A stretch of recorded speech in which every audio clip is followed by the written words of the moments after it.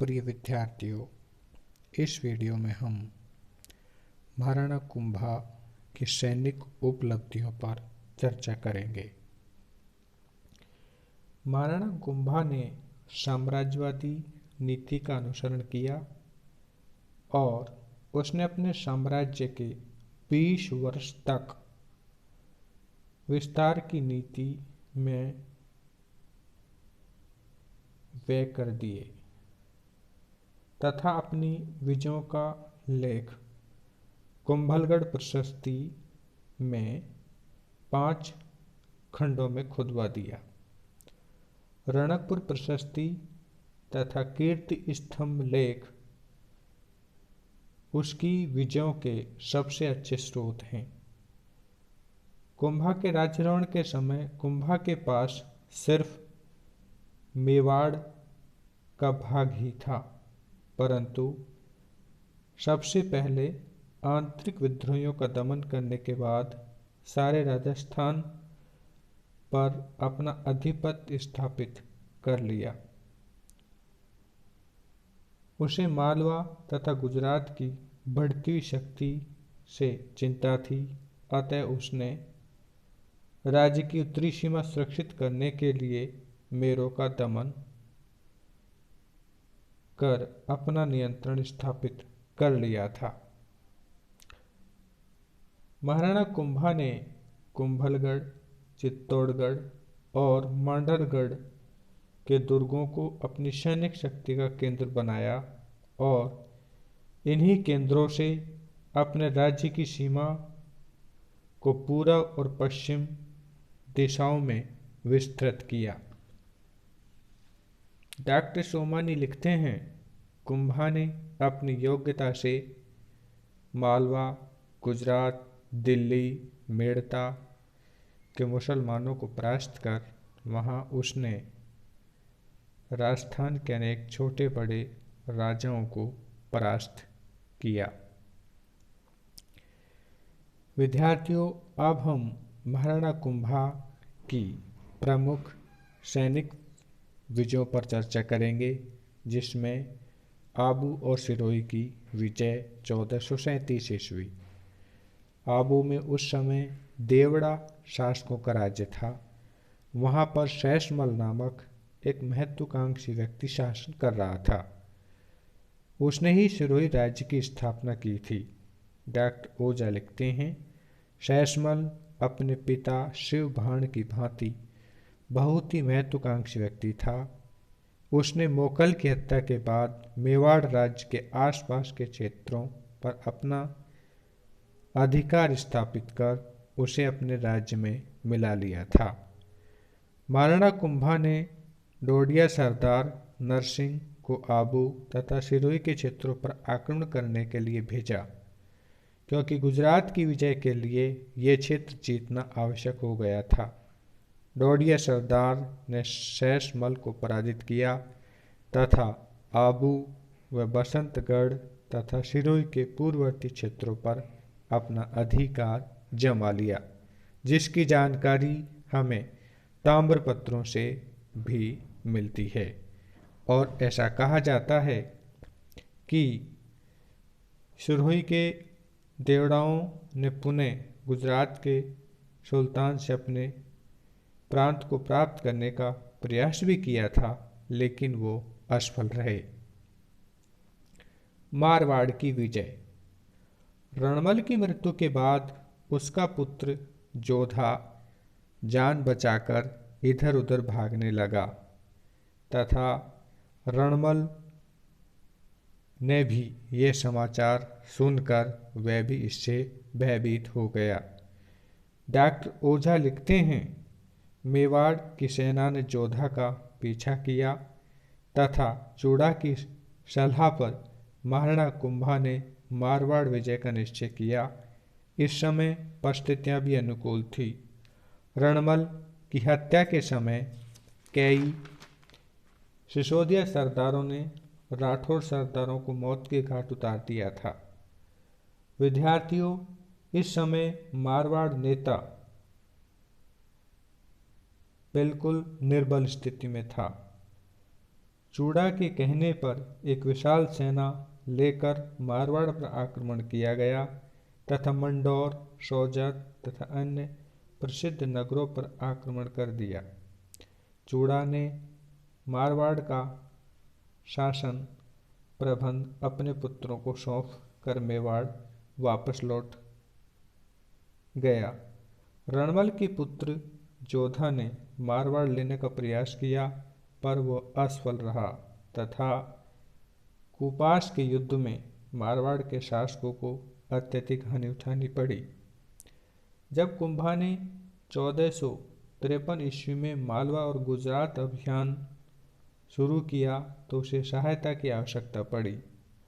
राव जोधा उसके ननिहाल पक्ष का भी था, अतः बुद्धिमत्ता का परिचय देते हुए दोनों में मित्रता हो गई और अपनी पुत्री का हुआ विवाह कुंभा के पुत्र रायमल से कर शत्रुता को समाप्त कर दिया गया। डॉक्टर ओझा लिखते हैं, महाराणा कुंभा को 15 वर्ष तक मारवाड़ पर शासन करने का अधिकार प्राप्त हुआ तथा मारवाड़ से अच्छे संबंध स्थापित कर मेवाड़ को लाभान्वित किया। मेरों का दमन 1446 ईस्वी में बदनौर के आसपास मेरों की बड़ी बस्ती थी। ये लोग महाराणा लाखा के समय मेवाड़ के अधीन थे। ये बहुत बहादुर और साहसी लोग थे, वादों के भी पक्के थे, परंतु बिगड़ने पर बहुत जंगली रूप धारण कर लेते थे। इन्होंने मोकल की हत्या के बाद विद्रोह खड़े किए तथा स्वतंत्र हो गए थे। कुंभा ने इनको दबाने के लिए राव सुल्तान को भेजा, जो पुर का जागीरदार इस समय था। इस समय मेरों का नेता मुनीर खां था, अतः सुल्तान ने मेरों के विद्रोह का दमन कर दिया। कुंभलगढ़ प्रशस्ति के अनुसार मुनीर खां के विद्रोह का दमन कर सुल्तान ने कुंभा के शासन में शांति की स्थापना की। कुंभा को भय था कि वो मेरो अर्थात मुस्लिम शासक मालवा गुजरात से सैनिक और आर्थिक सहायता ले सकते हैं। बूंदी हाड़ौती विजय 1446 ईस्वी में।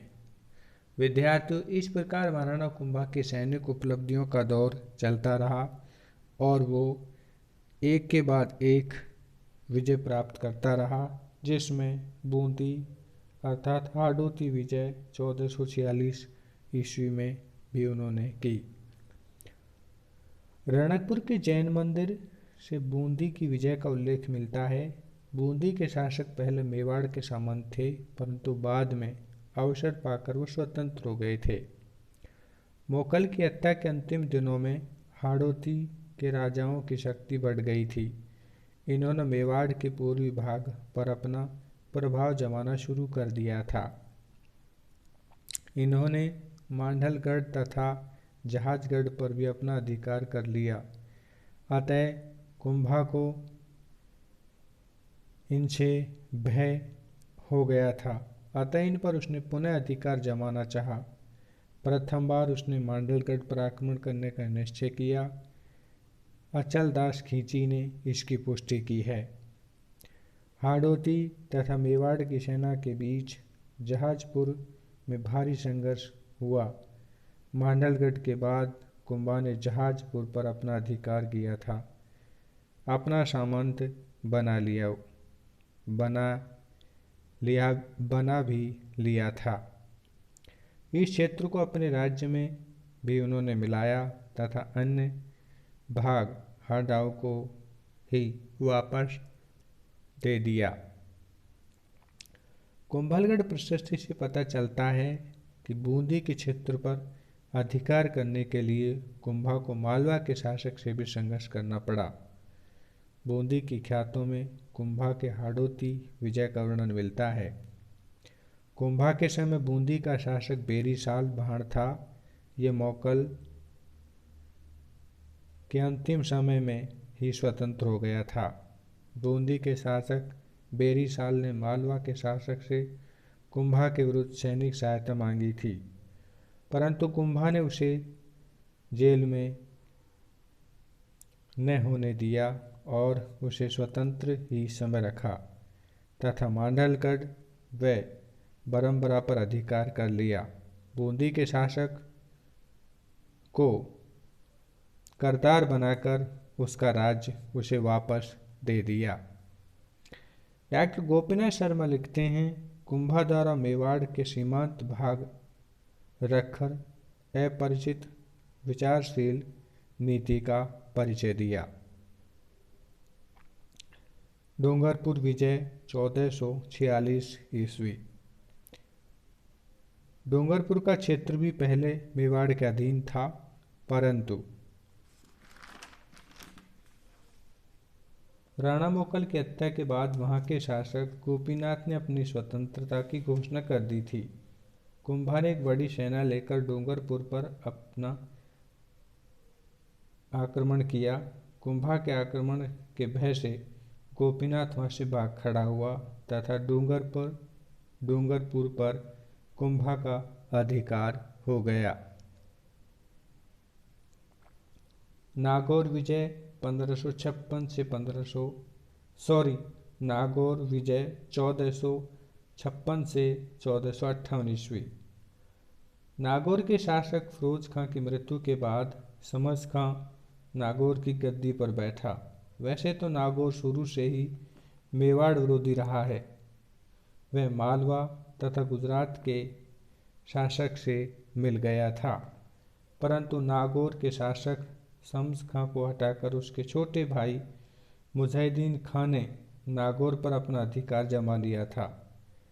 जब शम्स खां मेवाड़ के शासक कुंभा के पास सहायता मांगने गया तो उसने उसे इस शर्त पर गद्दी बैठाने में सहयोग दिया कि वह नागौर दुर्ग की मरम्मत नहीं कराएगा तथा उसका स्वामी भक्त बना रहेगा, परंतु गद्दी पर बैठते ही उसने शर्त को मानने से इनकार कर दिया और उसका उल्लंघन करना प्रारंभ कर दिया।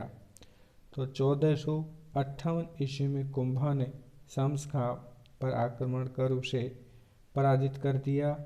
तब वह गुजरात के शासक के पास गया तो उसने सहायता लेने के पश्चात भी वो असफल ही रहा और नागौर पर महाराणा कुंभा का अधिकार हो गया। पूर्वी राजस्थान की विजय। विद्यार्थियों, महाराणा कुंभा का विजय अभियान अभी जारी था और वह राजस्थान के दूसरे क्षेत्रों पर भी अपना अधिकार करना चाहता था, जिसमें पूर्वी राजस्थान की विजय भी एक प्रमुख थी। चौहानों के पतन के बाद जयपुर, अलवर, टोंक और सवाई माधोपुर आदि स्थानों पर मुसलमानों का प्रभुत्व स्थापित हो गया था। अब वे मेवाड़ तथा बयाना पर भी अपना प्रभाव जमाना चाहते थे। रणथंभौर पर मालवा ने अपना प्रभाव जमा लिया था, जबकि कुंभा इस क्षेत्र को भी मुसलमानों से मुक्त कराना चाहता था ताकि दिल्ली के सुल्तानों की ओर से होने वाले संभावित आक्रमण से मेवाड़ राज्य की सुरक्षा हो सके तथा रणथंभौर की भी रक्षा की जा सके और आमेर पर भी अपना प्रभाव जमा रहे। कुंभलगढ़ प्रशस्ति से पता चलता है कि पूर्वी राजस्थान की विजय भी कुंभा की महत्वपूर्ण उपलब्धि थी। इससे की विजय से कुंभा के सैनिक योग्यता का प्रभाव दिखाई देता है। मेवाड़ मालवा संबंध 1435 से 1457 ईस्वी।